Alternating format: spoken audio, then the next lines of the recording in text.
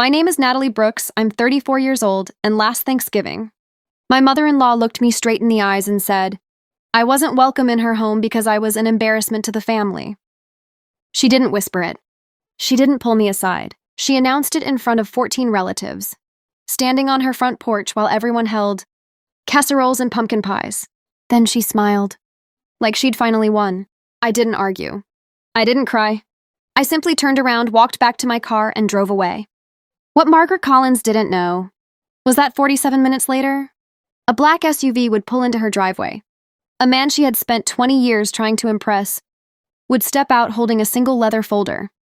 And before dessert was served, everything she believed about me would collapse in front of everyone she cared about. But to understand why that happened, you need to understand one thing. This story was never about Thanksgiving. It wasn't even about me. It was about a woman who spent 28 years building the perfect family image, and one afternoon, trying to destroy the only person who could expose the truth behind it. If you've ever been judged before someone even knew your story, stay with me, because sometimes the most satisfying revenge isn't planned. Sometimes it simply arrives exactly when the lies run out of places to hide. I met my husband, Ethan Brooks, 7 years earlier in Cincinnati, Ohio. He wasn't loud. He wasn't charming in the way people write about. He was steady. The kind of man who always remembered to call his grandmother every Sunday. The kind who apologized when someone else bumped into him. We met because I accidentally spilled coffee over his laptop inside a bookstore cafe. I spent 3 months paying him back for the repairs. He spent those same 3 months finding excuses to buy me coffee. The relationship grew slowly, which is probably why it lasted. When Ethan proposed, he didn't kneel in front of a crowd. He asked me in the kitchen while we were making spaghetti. He said, I don't want a perfect life. I just want every ordinary day with you. That was the easiest yes I'd ever said. Unfortunately, his mother had a very different answer. Margaret Collins came from what people in our town like to call old Cincinnati money. Not billionaire money, not celebrity money, the quieter kind. Country club memberships, charity galas, family names printed on hospital wings. She wore pearls to grocery stores, sent handwritten Christmas cards to judges, and measured people's worth before she learned their names. The first time we met, she smiled politely, then looked directly at my shoes. I was wearing inexpensive flats I'd bought during a clearance sale. She noticed. Of course she noticed. Margaret noticed everything that cost money. Then she asked me the question that should have warned me about the next 7 years. So, what does your family do? Not, what do they enjoy? Not, where are you from? Just, what do they do? When I explained that my father had been a public school teacher and my mother worked as a nurse before retiring, she smiled again. That same practiced smile. Oh, how humble. Humble, she said it the same way people say unfortunate. At first, the comments were almost invisible. Natalie probably isn't used to places like this. Oh, she'll learn. I suppose not everyone grows up around proper etiquette. Every sentence sounded harmless on its own. Together, they built a prison. Every family dinner became an exam. Every holiday became another opportunity for Margaret to remind me, without ever saying it directly, that I didn't belong. Ethan defended me whenever he noticed. The problem was, Margaret rarely attacked when he was listening. She preferred witnesses who'd never repeat what they heard. 3 years after our wedding, Ethan's father passed away unexpectedly after suffering a stroke. His name was Richard Brooks. Unlike Margaret, Richard had never cared where someone came from. He cared how they treated people. During the last 6 months of his illness, I drove him to doctor's appointments, picked up prescriptions, organized medical bills, sat beside him during chemotherapy sessions when Ethan had to travel for work. I never told anyone, because that's what family does. You don't invoice kindness, you simply show up, Richard noticed, even if nobody else did. One evening, about 2 weeks before he died, he asked me to help him organize some old documents in his home office. We worked quietly for almost an hour. As I stood to leave, he stopped me. Natalie? I turned around. He opened the top drawer of his desk, removed a small cream-colored envelope, and held it for a moment, without giving it to me. Then he smiled. I hope you never need this, but if your mother-in-law ever mistakes kindness for weakness, make sure the right person receives it. I frowned. What is it? He slid the envelope back into the drawer. You'll know when the time comes. That was the last private conversation we ever had. Richard died 12 days later. After the funeral, no one ever mentioned that envelope again. Honestly, neither did I, until the week before last Thanksgiving, when my phone rang, and everything changed. The phone call came on a rainy Tuesday afternoon. I almost ignored it. The number wasn't saved in my contacts. When I answered, a calm older voice said, Mrs. Brooks? Yes. My name is Jonathan Pierce. There was a short pause. I was Richard Brooks's attorney. I stopped typing immediately. Richard. No one had mentioned his name in months. I've been trying to reach you. I found something your father-in-law left behind. I felt my chest tighten. What do you mean? You remember the envelope? Every hair on my arms stood up. I hadn't thought about that conversation in over a year. I remember. It wasn't meant to be opened immediately. It was meant to be delivered. Only if certain events happened. What events? Another pause. I'd rather explain that in person. 2 days later, I met Jonathan at a quiet cafe overlooking the Ohio River. He looked exactly how you'd imagine an attorney with 40 years of experience. Gray hair. Perfect posture. Every movement deliberate. He ordered black coffee. Didn't touch it. Instead, he placed a worn leather folder on the table. I worked with Richard for 23 years. He trusted very few people. He trusted you. I looked down at the folder. Inside was the same cream-colored envelope I'd seen in Richard's office. Still sealed, still bearing my name, across the front. In Richard's handwriting were 6 words. Only if Margaret goes too far. I stared at them, unable to speak. Jonathan watched me carefully. Richard believed his wife loved appearances more than truth. He hoped he was wrong.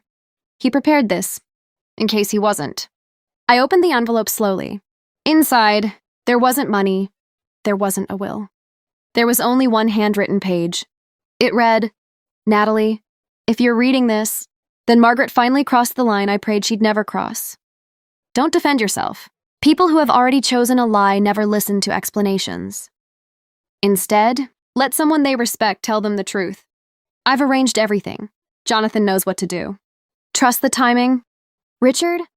That was it. 1 page. No explanation. No evidence. Nothing. I looked up. I don't understand. Jonathan smiled slightly. I expected that. He opened the leather folder. Inside were dozens of documents. Trust records. Business agreements. Letters. Meeting notes. Property transfers. All neatly organized. Richard had documented everything, including something no one in the Brooks family knew. Jonathan slid one document toward me. This is why Margaret can never find out too early. I looked at the first page. My eyes stopped on one sentence. Beneficiary, Natalie Brooks. I blinked. There must be some mistake. There isn't. I've never seen this. Richard never wanted you to? My heart started pounding. Why? Because he wanted you loved you before you were wealthy. Jonathan leaned back. Richard told me something 6 months before he died. I waited. He said, if Margaret ever discovers what I've done before, Natalie has earned this family on her own. She'll spend the rest of her life believing my son married money instead of love. I looked out the cafe window. Cars passed slowly through the rain. Richard knew. He knew exactly how Margaret's mind worked. He'd been protecting me, even after his death. I still don't understand. Jonathan nodded. That's because I'm not finished. He handed me another document. This one changes everything. Across the top, I read 3 words. Family Legacy Trust. Then, halfway down the page, my own name appeared again, followed by Ethan's. Then, a final paragraph highlighted in yellow. Jonathan pointed at it. Read the last condition. I did. Then I stopped breathing. It said, the trust shall only be disclosed publicly if Margaret Brooks intentionally humiliates or excludes Natalie Brooks from a major family gathering without just cause. I read it again. And again. Richard had predicted this. Years ago, Jonathan folded his hands. He believed Thanksgiving would eventually become the stage. I whispered. He knew she'd do this. He hoped she wouldn't. But he prepared anyway. That Friday, Margaret sent the family group message.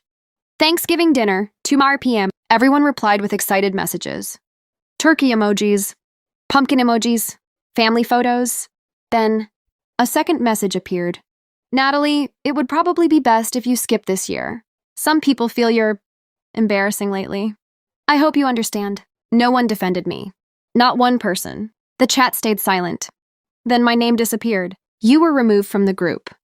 I looked at my phone, then at Richard's letter lying beside me. Don't defend yourself. Trust the timing. For the first time, I didn't feel hurt. I felt curious. Because someone, somewhere, was about to walk into Margaret's Thanksgiving. Dinner carrying a leather folder she'd spent years unknowingly creating. And she had absolutely no idea. Thanksgiving morning arrived. Cold, gray, quiet. I woke up expecting to feel angry. Instead, I felt strangely calm. There was something comforting about finally knowing I wasn't crazy. For 7 years, I'd questioned myself.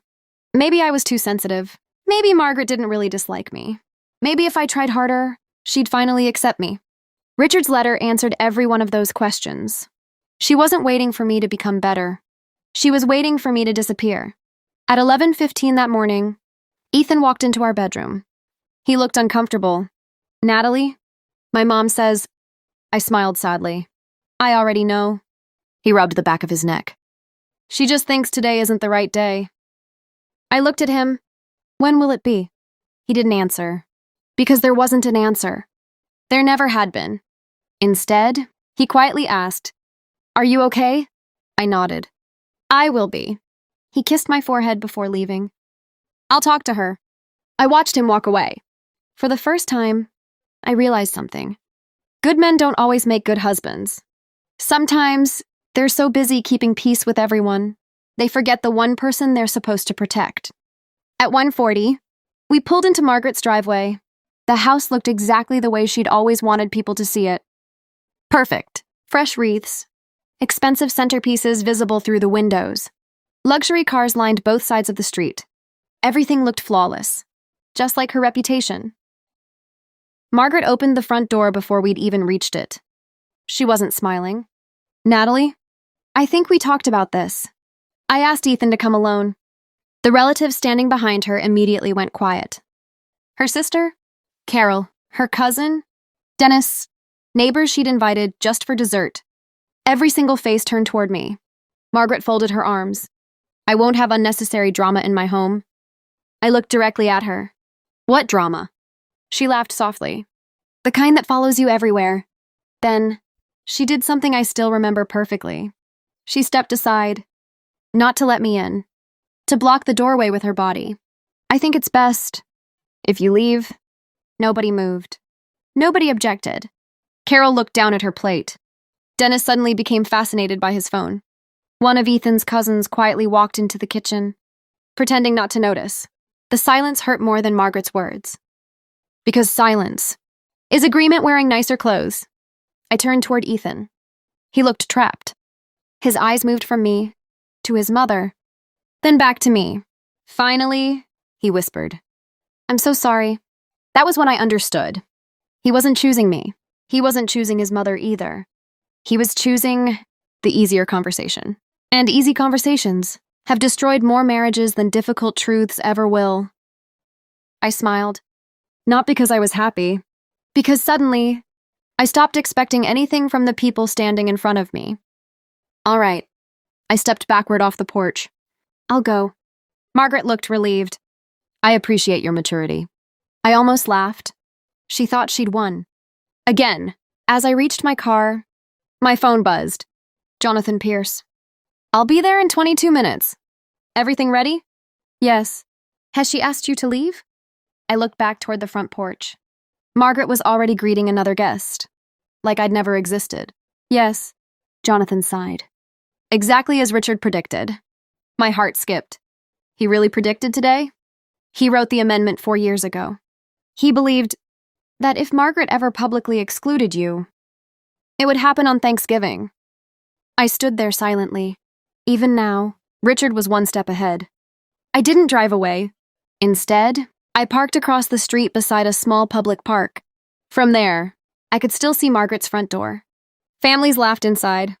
Children played football in the yard. Turkey was being carried into the dining room.